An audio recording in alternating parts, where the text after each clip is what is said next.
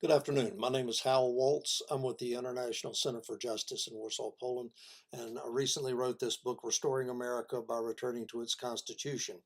I've been asked several questions about the Electoral College, why we need it, and it's pretty simple to explain. And the 2016 election is probably the greatest example in our history.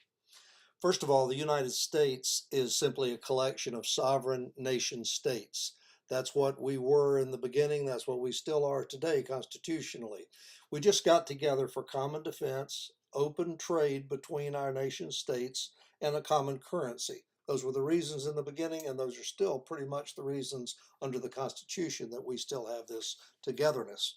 And in fact, if you go back and read the older history books and presidential speeches and things of this nature, you'll see that until 1865, the United States was used in the plural tense.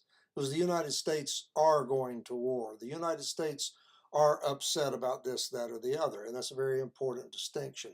So when we had presidential elections, the nation state chose candidate A or candidate B.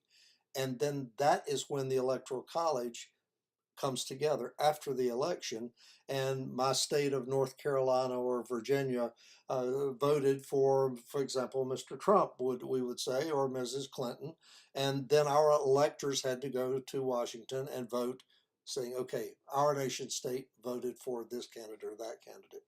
Now, if you break it down geographically, though, this map is a map that shows county by county how the election went. You will see that 88% of the nation geographically voted for President Trump. This is overwhelming.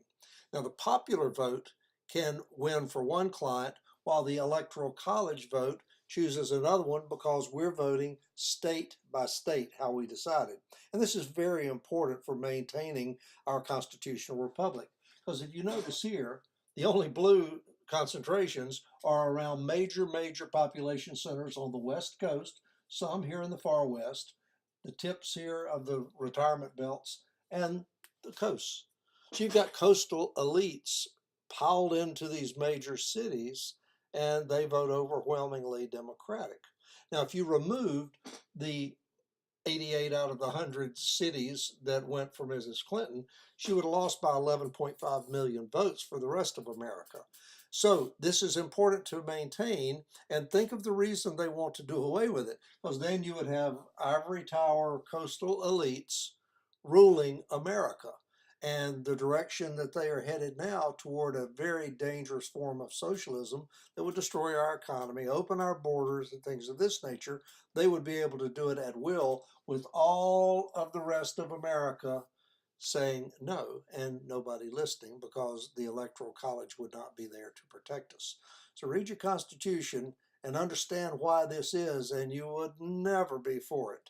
So let's keep our Constitution. Let's stick with it. In fact, we need to restore our Constitution. That's what this book is about. It's available on Amazon. If you have any questions, contact me at woltzh@gmail.com or howell@justicerestored.com. And thank you for listening. Let's protect our Constitution. It's very important. Thank you.